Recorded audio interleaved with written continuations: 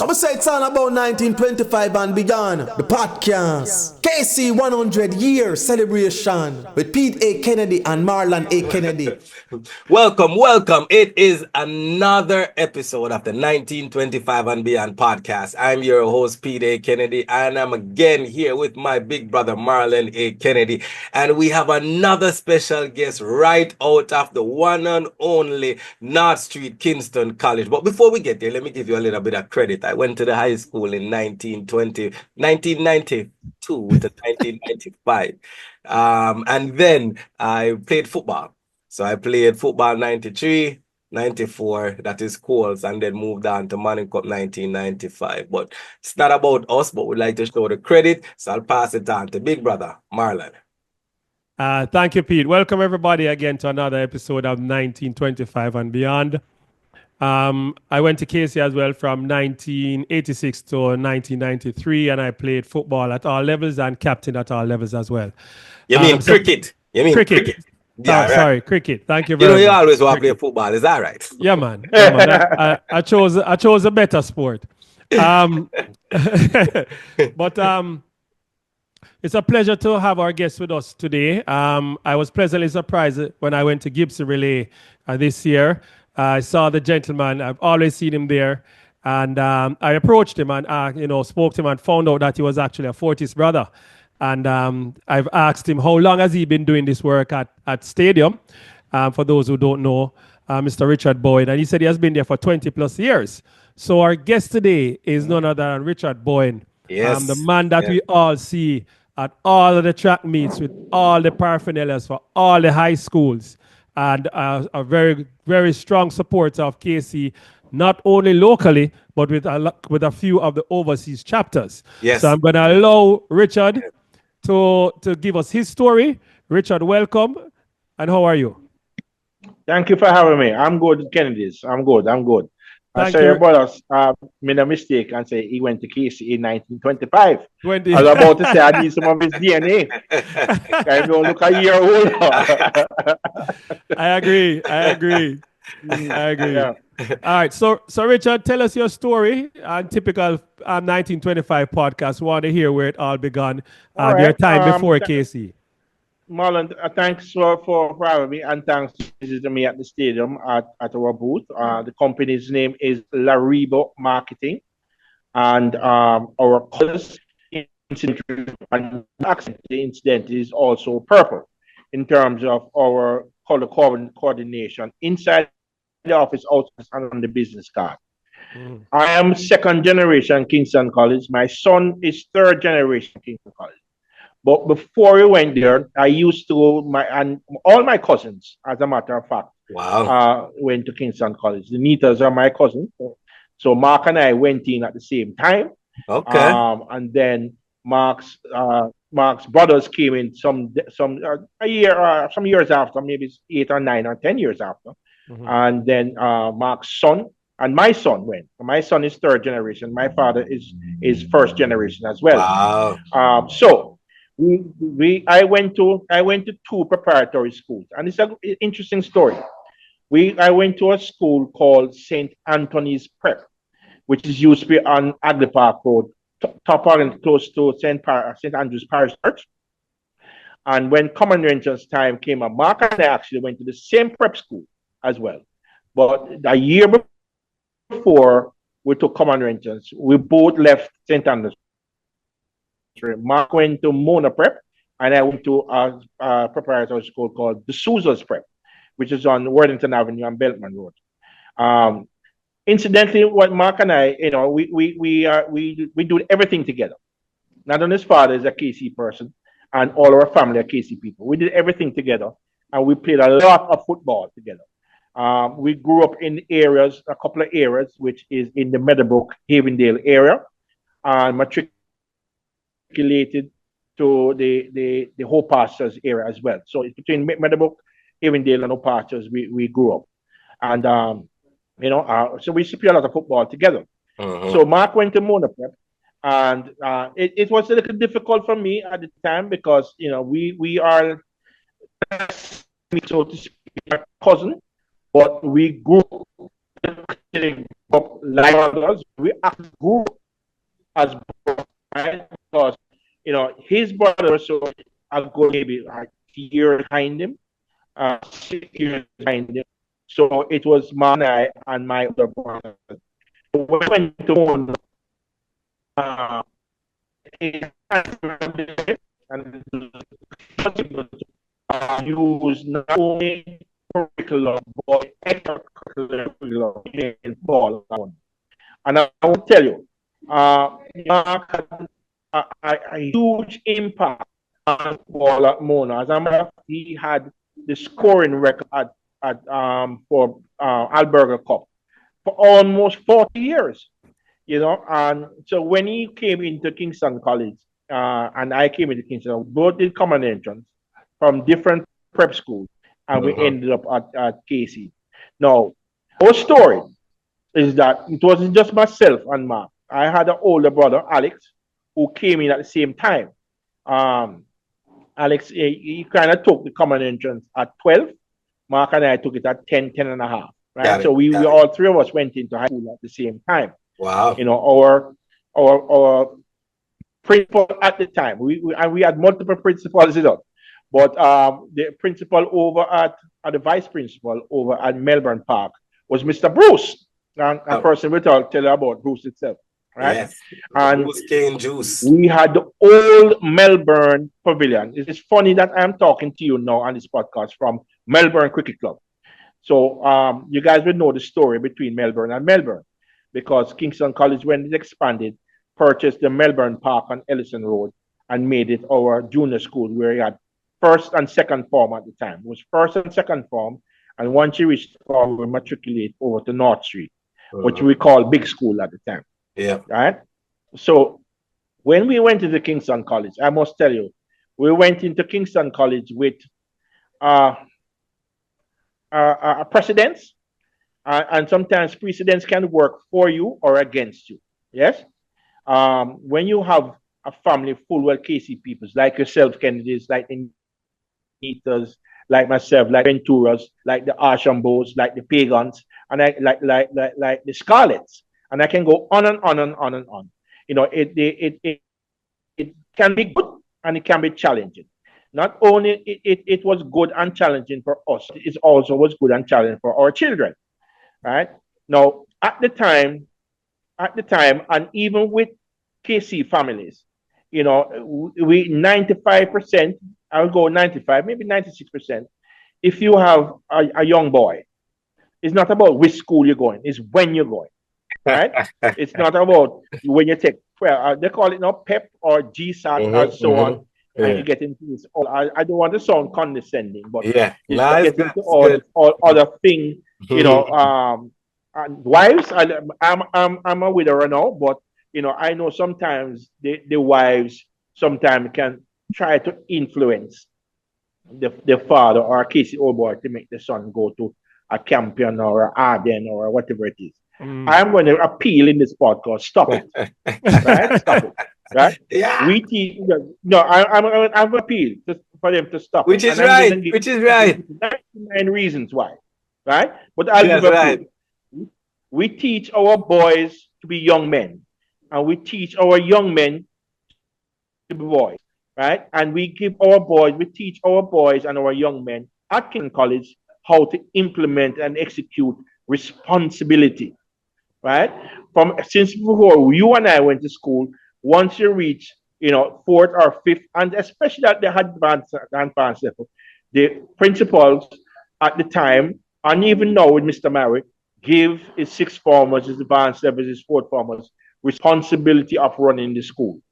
They get them involved with cadet, get them involved with marching bands, get them involved with football, get them involved with the choir, get them in. At this case, get them involved with lacrosse, right? And so I'm appealing to the wives and the mothers. Don't. If you want your son to grow up to be a full, certified, all-round young man, Kingston College is it, right? And it might sound to add value to society. Yeah, and it might sound like half glass empty. I'd rather approach half glass full, right? Mm-hmm. When I say half glass empty, I don't want person to think that we as college persons are bossy and condescending, right? Because that is easily misused. We are unapologetically pro. Right? So I am appealing again to the wives and the mothers. You know, when you have a KCOBA as your partner, allow your sons to enter the school, right? Yes. Because the benefit, you know, the fruit don't fall far from the tree, and there's no downhill. Yes. Yep. And it creates a tradition. It creates friendships all the way through. So when I went into Kingston College again in 1972, that's when we entered. We went into the Melbourne Park. Myself and my brother and my cousin went into Melbourne Park, and we had interesting you try to feel your way around.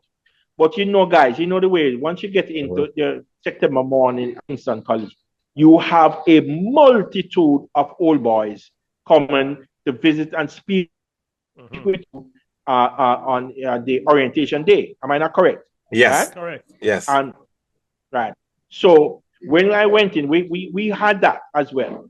We had persons, some big stalwarts. We had persons, well,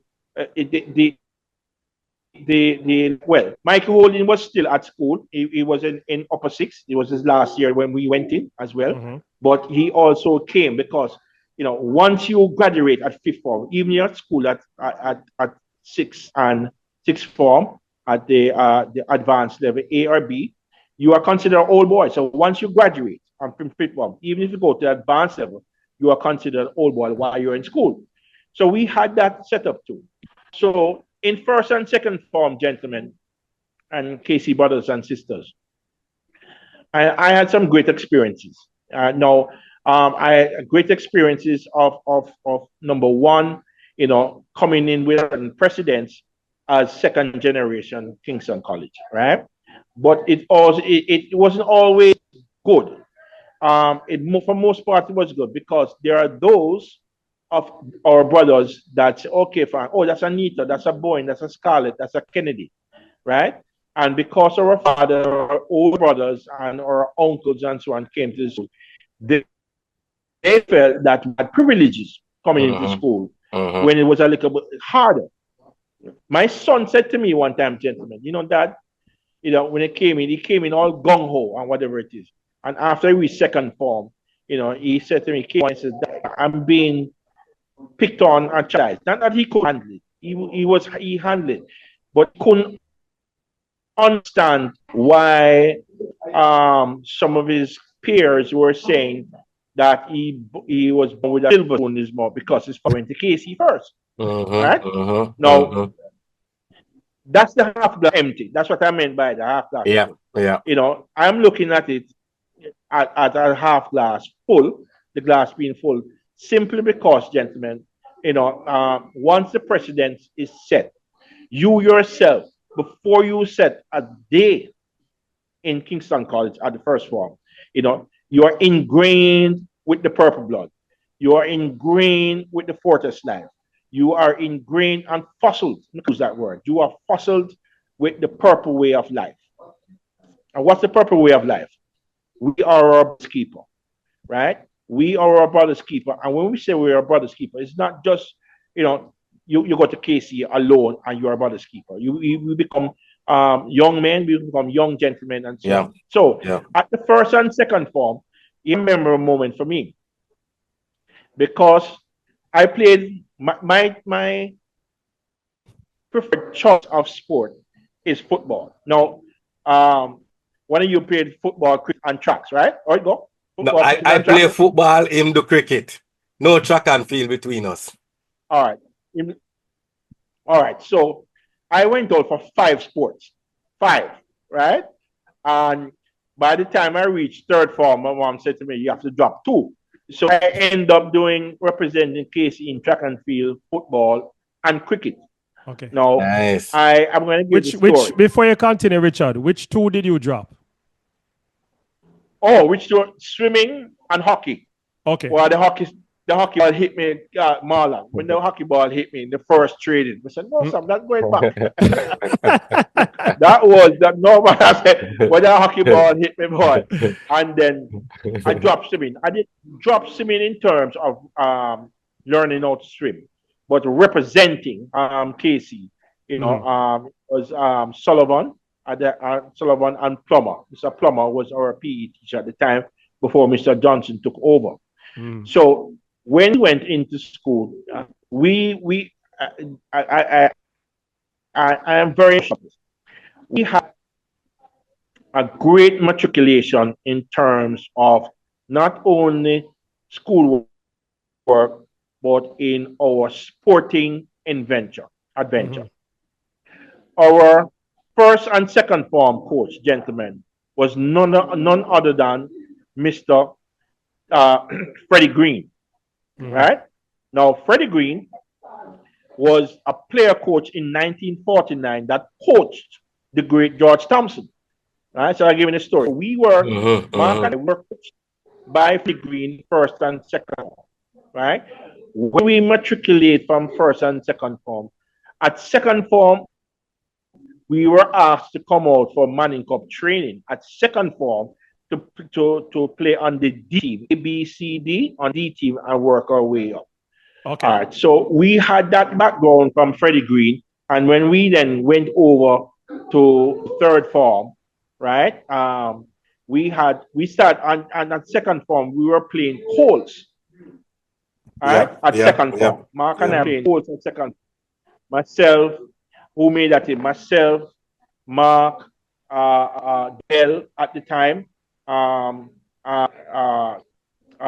Rodney at the time, Daddy Grant. Daddy Grant was a year ahead of us, right? But we are in the Colts team at second form as well. So we had a good foundation with Mr. Green, with Freddie Green. And then when we went to North Street, and Mr. Johnson and Coach Thompson then took over. Now, when Mr. Johnson and Coach Thompson took over, then we just blossomed into our football and into our sporting prowess at the school, representing the school. Now, I want to say something again, gentlemen. And again, for persons who will be seeing this podcast, please just bear with me. Right? What I'm about to say, I'm saying humbly, with humility. But it can come off as being condescending. It's not condescending. At the time in the 70s, right, and persons can speak about the 60s because we used to hang out and still hang out with the great 64 and 65 teams. One of my best friends, one of my good friends is Neville Oxford. Every Friday evening, Neville Oxford is here at Melbourne Cricket Club with us and Mark and so on. And it's still telling the stories. So, in the 1970s, in my view, right, 60s too as well, but in 1970s, what I experienced, it was harder. It was harder to make a Kingston College team than a Jamaica team. Let me say this again. In the 1970s, it was harder to make a Kingston College team than a Jamaica team. One more time. I said one more time. Yeah, man, right? Got to. Yes, sir. In the early 70s, it was harder to make a Kingston College team opposed to a Jamaica side. As a matter of fact, again, if you guys know what affirmative action is, right? Coming to the States. When other persons from other schools that used to make a Jamaica side, it used to be affirmative action because they didn't want to make it look so bad. So the 64-65 team had 11 persons make 10 persons make the all-manning team. And now it came on at one point, there were 11 KC guys playing in the all-manning team. So it was most difficult, right? Wow. So we had we also had teamwork. So the stalwart old boys that was guiding us not only in the class, guiding us not only on the football field, on the cricket field, and field team. So we had at second form incomparable Freddie Green. Right? At third form, we had our different principal and PE master, Mr. Wally Johnson, right? Simultaneously, we had George Thompson. Simultaneously, I had Howard Aries. And simultaneously, we had Audie Hewitt, who is now the president and run the Florida chapter along with Dr. Wayne Fraser. Wayne Fraser. Dr. Wayne Yeah? Fraser. Yeah. We interviewed them both too. They got serious. Dr. Wayne Fraser, right? Yeah. So, and not all of them, I can give you some minutes. We had the opportunity to have Jimmy Richards, right, as coach, as our cricket team, right? And also had Mr. Youngster Goldsmith that was doing our fitness, right? So I am humbled. I have a lot of gratitude coming through Kingston College, you know, and because the school itself, the platform itself, you know, the ripple effect itself, before I got there with my parents, with my cousin, was kind of shaped my life for whatever it is. So we went through. I must say, you know, the persons who, along with the others that I just went in the sporting world, that has left a mark on me coming through, are other persons. Mr. Bryan, Mr. Bryan himself taught me. Helen Douglas, she didn't teach me, but I know Helen very, very, very, very well, and even now, because I did Spanish, and she taught French. Yes. She taught my brother, and she would have, I think Mark did French. She would have taught Mark as well at French, right? The other persons that would have left a mark on me would have been Douglas Forrest. Now, let me tell you my headmasters. Now, a lot of you guys would have going through with one headmaster or maybe two, right? When we went in, we had half a year of Douglas Forrest. When Douglas Forrest then retired and passed it on to Don Taylor, we had Don Taylor. So we had Douglas Forrest, Don Taylor, then we had Warren McNabb, may rest in peace, right? So we had coming through my 5 years, because I didn't go to sixth form, and I'll tell you about that, right? Going through my 5 years at Kingston College, I ended up with 3 headmasters at the time. But with the 3 headmasters at the time, I was beneficial gentlemen. They imparted and implemented and executed and fostered a lot of culture, a lot of pride, a lot of decency in us, even when we win. You know, I remember Doug's and Don Taylor used to say, guys, when you win graceful. If you're beating a side 6 up, turn it off, right? If the 7 and the 8 comes, it comes, but it's not by trying. You don't want to humiliate persons.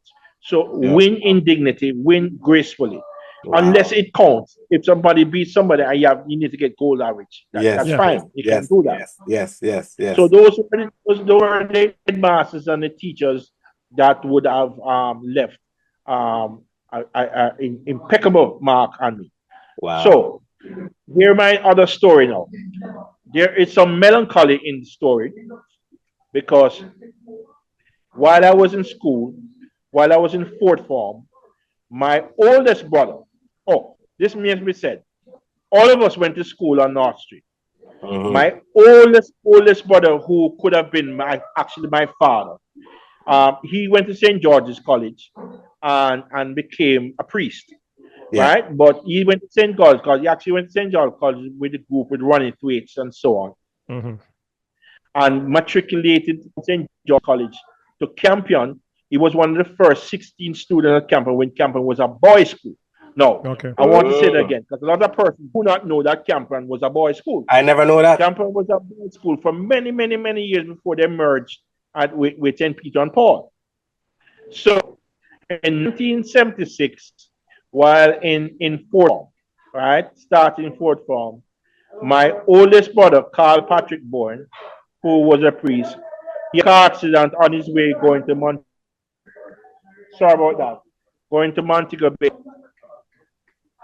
Montego Bay, and passed away. In 4th form, I was in 2 subjects in the London, and did the 2, and when I finished history with the 2nd one, my brother came to me about his watch, and he wanted to watch, and he said, at about 3 o'clock in the morning, gentlemen, it was really strange at the time, you know. And I said, call him. He said he's driving on Montego Bay to see his friend Father Jerry we get ordained in the church. I said, okay, fine. Next thing we know is that late Sunday evening, right? Helicopter was landing on our, we're living on Charlotte Avenue at the time in Hope Pastures, landing on our lawn, right? And Bob Gill is coming out of a helicopter along with the then Prime Minister, Honorable Michael Manley. My mother looked across and said, your brother is dead. And I said, Mom, why would you say something like that? She says, no, why else would be the Prime Minister and the public pickers and the minister landing alone? They was close friends with him. And so said, so done, gentlemen. So although it was most up for me, there was some really hard times in trying to matriculate that and trying to go through that, especially during exam times. So, going into fifth form, it was difficult, right? But we persevered. We persevered with family. Yeah. And I say this, come back to another story. When I lost my brother while in school, right? It was the Kingston College family. It was the Kingston College fraternity. Was the Kingston College brothers, Kingston College students, parents, and so on, that would have got my brother and I through this very tragic and hard time. And I say that with a lot of energy. I know you hear my voice. It happened again. Because in 2018, right, my then wife of 30 years, she went to the other KC. Here comes, she went to Knox College. Right? She went to the other KC, right? After losing my mom in school and the KC fraternity by us. That's how the power of Kingston College. I lost my wife in 2018. Right? Now, what I said is that I used to tease her and said that she was the other KC because she went to Knox College. Right? So Casey, but the fact of the matter is, when I lost her, and she was pronounced dead after ambulance came, and so I tried to work on her at the hospital. And around 12:30 the next morning, this gone, right? And I was a wreck, gentlemen. I'm not gonna placate about it. I was a wreck, right? When you lose your spouse of 30 years, who is the mother of your children, who is your business partner. She was a director in Laribo Market. She helped grow the company, both here in Jamaica and in the States. Because we are registered in the States out of Florida as well. Yes? And we lost her. Before I even fell asleep, who was at my door? At my door was his wife, Mr. Hewlett, and his wife was at my door at 6:30 in that morning. My wife was announced finally dead at 12:30 that morning after having a heart attack at 6. They worked on her for about 6 hours. And KC old boys, before I could even, and I couldn't, were at my door. Not only that, by the time that Mr. Hewitt came and so on, Nigel Pagan was at my house. Paris Sewell and Andrew Sewell was at my house. Right? The next morning, my cousin was there, Martinita, was at my house, holding my hand. So I say this to say it's not a lot of hoop, and I want people to understand what you get out of Kingston College. Right? It's an experience. Right? That my friend Derek Band said, being purple, you have to experience it to understand it. It's a life experience. So when I say life experience, not about the rah-rah at school. That is so as well. And so on, and the champs and the Manning Cups and the this and that. But the life experience. And life experience would hit you down more than it have you stand up. Right? It would hit you down more. If it's a minor hit or a major hit, it will hit you down more. And I must say, gentlemen, I have a lot of passion about Kingston College. I have a lot of love about Kingston College because even after my wife passed away, right, my cousin came and held my hand and was part of our burial or celebration. So we had persons like Miss Mary, our present principal, who is my good friend, was part of my wife's celebration service. My cousin, again, I said a million times, Martin, who was dealing with our security for the service was ACP Stephen McGregor, right?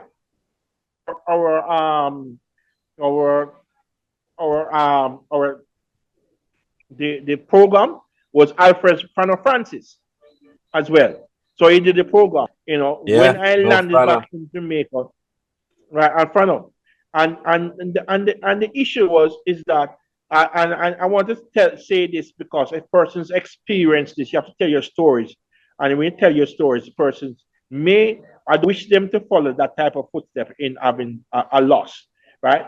There's a difference in losing a mother at 98. I lost my mother at 98, and when I lost her at 98, I was 60 a little bit. Yes.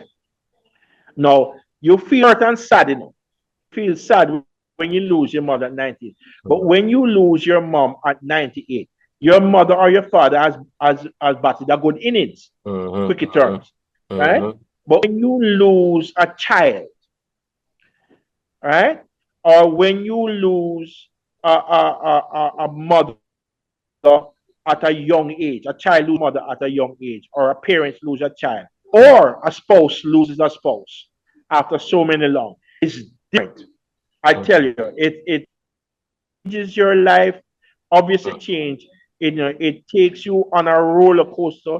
It takes you into rabbit holes. It takes you all over the place. And gentlemen, I want to tell you, in 2018, if it wasn't for Kingston College, wasn't for my cousin, wasn't for the KC old boys here and abroad, it would have been far more difficult for me. Far more difficult for me. When I say far more difficult for me, right? Yeah. So on my wife's favorite celebration, we had persons like Martinita. We had persons like our principal, Mr. Dave Mary. We had persons like ACP, Stephen McGregor. We had persons like Alfred Francis. We had persons like Bonnie Gardner. And I left high school I left high school on upper, meaning on a roller coaster because I just lost my brother. In 76, the year before I lost my cousin, Steve McLean. And it was the Kingston College fraternity that surrounded us. And it got me through. Now, I want to tell you, again, as I said, Mark and I grew up as brothers, right? He is my cousin, he's my second cousin, but we grew up as brothers, literally. Yeah. In melancholy and in happiness. In melancholy and in happiness, we grew up together. So when I left KC, my mother decided we're going to migrate. And guess what, gentlemen? I went because I did not want to migrate. Yeah. Right? Now, at the time, there were precursors of how you succeed when you leave Kingston College. And at the time, if you left KC and you went to UWIC or CAST, it wasn't called UTEC at the time, or CAST. Yep. So when you go to UTEC, you go to UWIC or CAST, then you get a job on Duke Street. If you end up having an office on Duke Street, that means you have arrived, right? So that was the thing then. Going to CAST, going to UWIC, getting a profession, whether you're a lawyer, a doctor, Indian chief there is, and getting an office on the street. Because downtown at the time was and still is the financial capital of the Caribbean, right? Still is the financial capital, not only Jamaica, but the entire Caribbean. So I realized, and guess what I did, gentlemen? I didn't run away, but I hid. But I was fooling myself. Take a guess where I went to hide. Mark, take a guess where I went to hide. Florida. My mother knew exactly what it. You remember Martin and I are like, what you call it? Oh, you went up to Meadowbrook. Twins or whatever it is. You went up to Meadowbrook to Mark. I go hide out at Mark. Yeah. thinking that I'm hiding. Churchill now is working with placating me and know that I didn't want to migrate, didn't want to go. So I was there for Mark for the whole summer. So we graduated in June of 1977. So between June and working my Lord and late September, I was at Mark. Yeah. Hiding out. Didn't go back down to Charmont Avenue. Hiding at Mark. Didn't playing cricket this and that, running boat. I don't know if you know what boat is. Yeah, Yeah, man. We used to man. go around. I used to run boat, you know. Yeah. But cart dumpling and all them kind of things. We used to run it, man. Right? And he had a cutout open field that we used to play football and cricket in the red dirt up at Sterling Castle Heights. So anyway, they kind of plagiarized me and said, okay, fine, let me go and make Richard Then in late September, right, my three brothers, come from me up at Mark, Alex and Charles. They came from him, right? When they come from him, they come from me very fierce, And so I try to hide them, run me down, hold me down. I say, Richard, no, your mother said, you have to go to New York. No, you have to go to New York. You have to go to New York now. Gentlemen, and then I giving them trouble. And then Churchill said, Richard, you've been here long, and Marge, you're getting me in trouble with, we should call her Marjorie. My name is Aunt Marge, right? You get me in trouble with Marjorie. Just go and see what New York is like. Just go and see, and then you can turn. Come back. So they play with me. I said, okay, fine. Hold on. When I reach back to the house at Charlemont Avenue, right? Them come from me in the evening now, right? The whole, forget suitcase. You hear that, Mr. Potest said, grip? The grip was packed. Packed. So by the time I reached, my plane, the ticket was bought, and at those times, if it's one or two persons, you had the flight had to go. It was me, Norman Pennycook, one on the flight. It was a red-eye flight, 12:30 flight, Air Jamaica out of Kingston into JFK, right? And I got, and I got there, and I was very disgruntled at the time, simply because I didn't want to. I wanted to pursue. I didn't want to go. Right. The one my mother made a decision. She started to liquidate all the assets and our homes in Jamaica, and she had liquidated 3 or 5 and had back 2 at the time. Didn't want to go. My older brother Alex, he went and had left in August. He left in August of 77, and I came up in late September of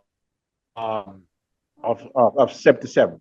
As a matter of fact, I would have missed September morning register for university or college, right? So I had to have started college in January the following in Boston, Boston University, which I hated because I got forbidden at Boston. I ended up getting a transfer back into New York. Okay. So coming to New York, right? So when I left New York, guess what again, gentlemen? I came to Jamaica, to New York, and I was iffy and so on. Guess who surrounded me again? Take a guess. Mark. After leaving KC, Mark. Kingston College again. So once I got here, 1977, right? So when I went to I was in New York for about 2-3 months, right, before I went to Boston to register for school for January. The Kingston College Old Boys Association then grab hold of me, right, in New York and sit me down, right, because I came, and when I came itself, and at the time now, persons were ahead of me. So Bally Reed was ahead of me. By the way, Bally Reed was my house captain, right? Marlon, what house were you in? I believe the Carteret. I was. Huh? No, remember what house were you in at school? The Carteret. The Carteret. I was house. We used to beat him up all the time. I think Maurice Beecher was the captain at the time of the Carteret. Bally Reed was my captain. So I went to St. John's University, and the work that I did, I got into the sales and marketing field in the States, and then started to do international marketing as well, right? So we'll have represented companies such as Giant Carpet of America. We have represented companies such as Sleepy's, which is the bedding industry and the flooring industry. And then I would have sales and marketing business and General Motors. Got into automobile business as a regional manager with General Motors, mostly in New York and in Florida. I then returned to Jamaica twice. I returned to Jamaica in 1990, right? And in 1990, and was very thrilled in returning because I was disgruntled leaving. I was very thrilled in returning in 1990 and got into the insurance business of Life of Jamaica. And again, guess who was at Life of Jamaica when I recruited me? Cousin Martin. Man. There you go. As I said, we're inseparable, right? So got into the life insurance business, and then in 1990, I then met my wife, right? Back then, and got married again in 1991. Yes, yeah. And had to go back to the States because at the time she was an attorney at law, and at the time, when you get married, you have to take care of your family. So I had to come back to the States. So you couldn't file for family living out of the country. So I had to go back for 2-3 years, go back into the workforce there in the sales and marketing business, and file for my family and so on. And we did that.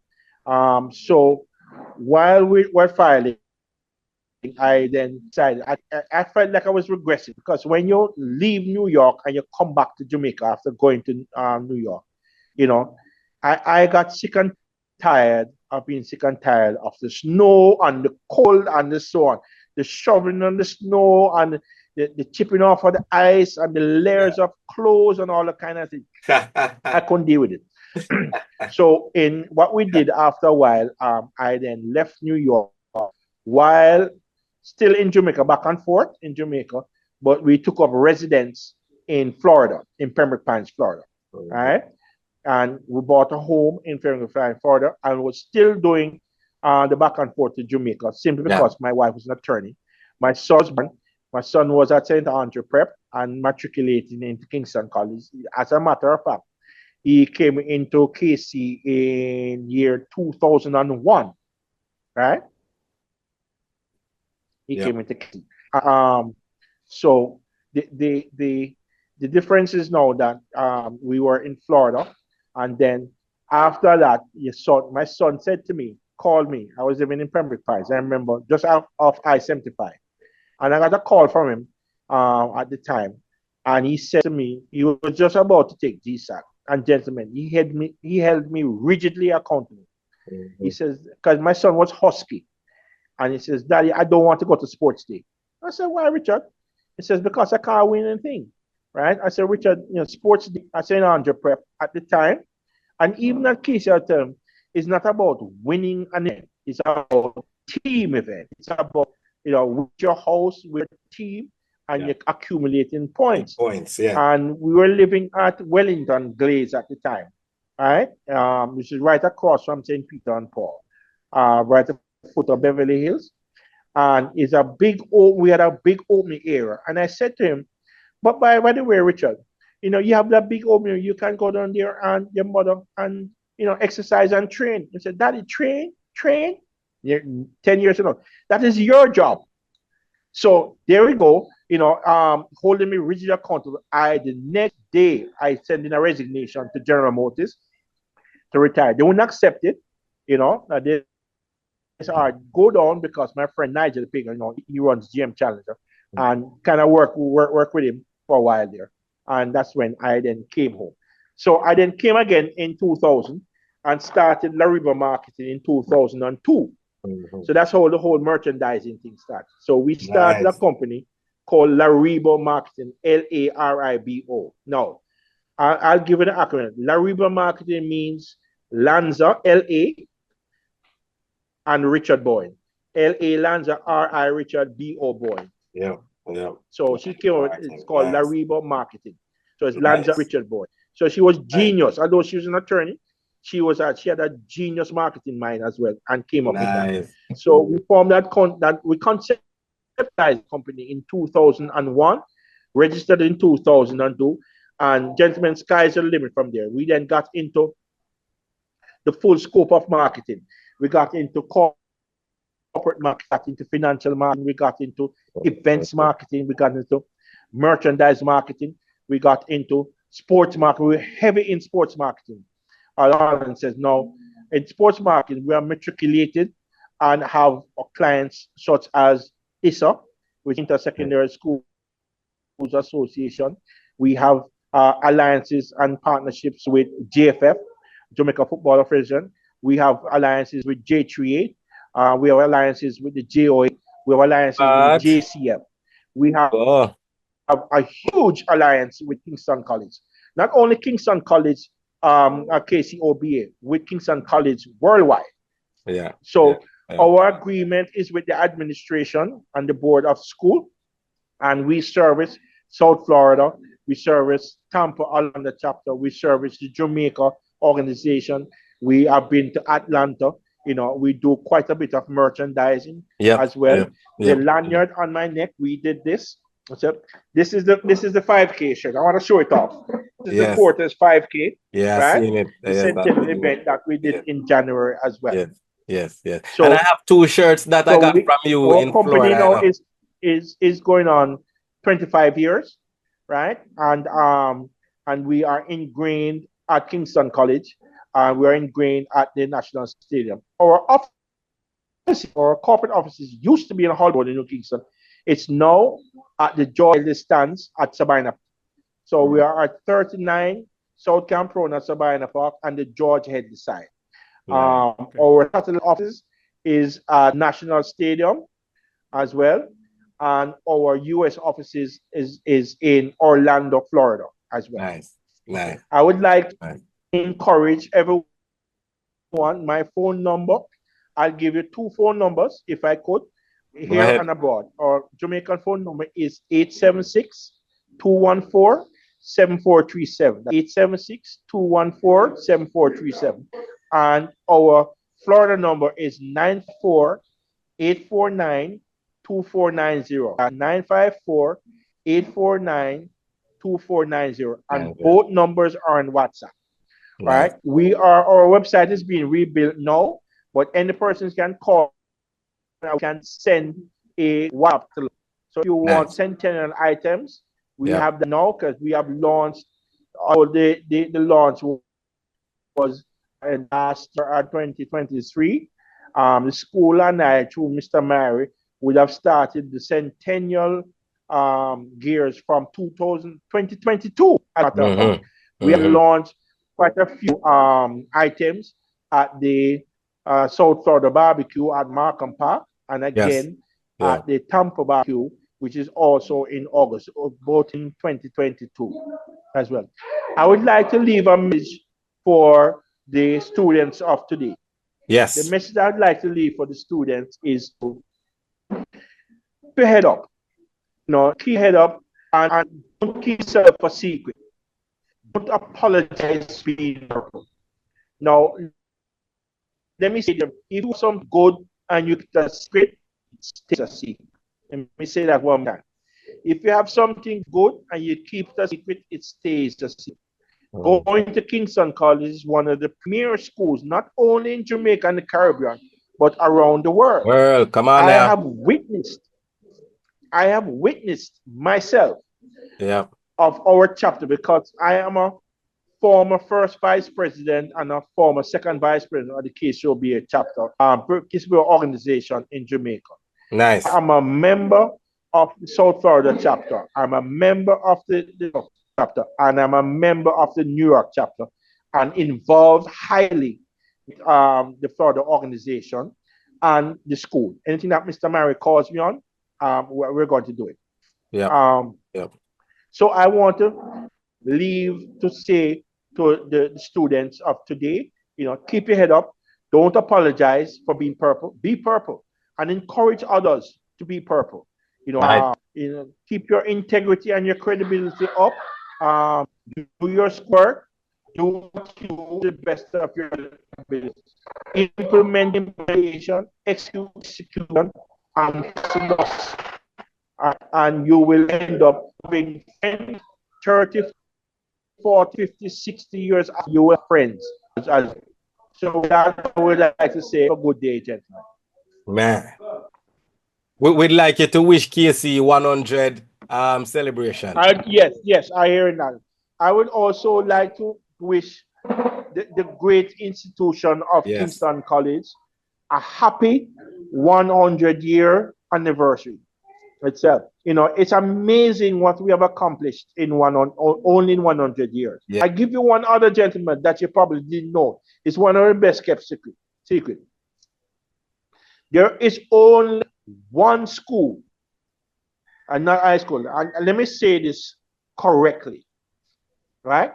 There is only, other than the University of Pennsylvania, hear me now, other than the University of Pennsylvania, there's only one school in the world that has the school flag flying pen release, and that's Kingston College. Let me say this again, and check me out. There is only one school, one high school, other than University of Penn, one university that has a school flag religiously flying for maybe our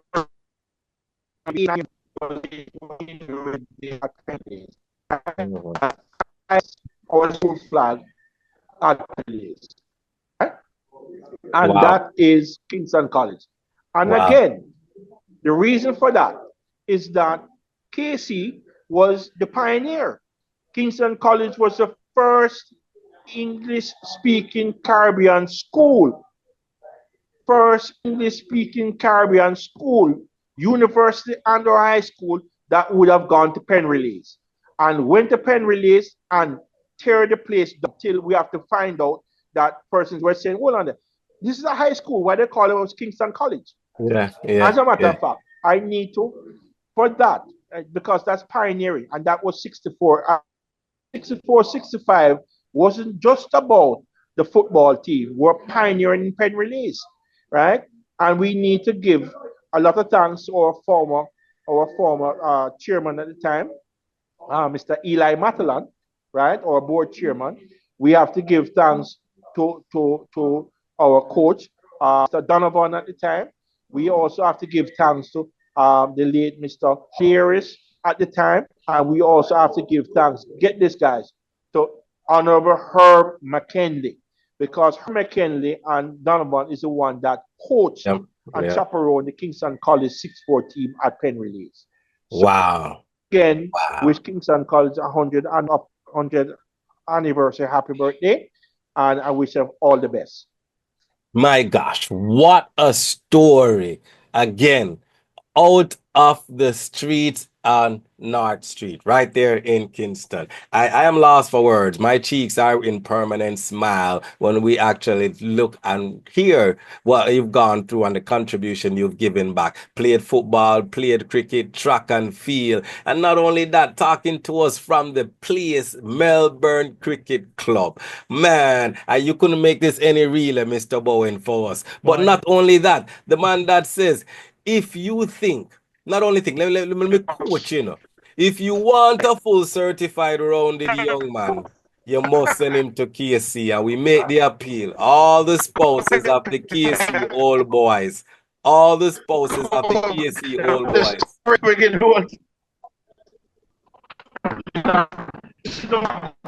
Marcus, ask him on to that.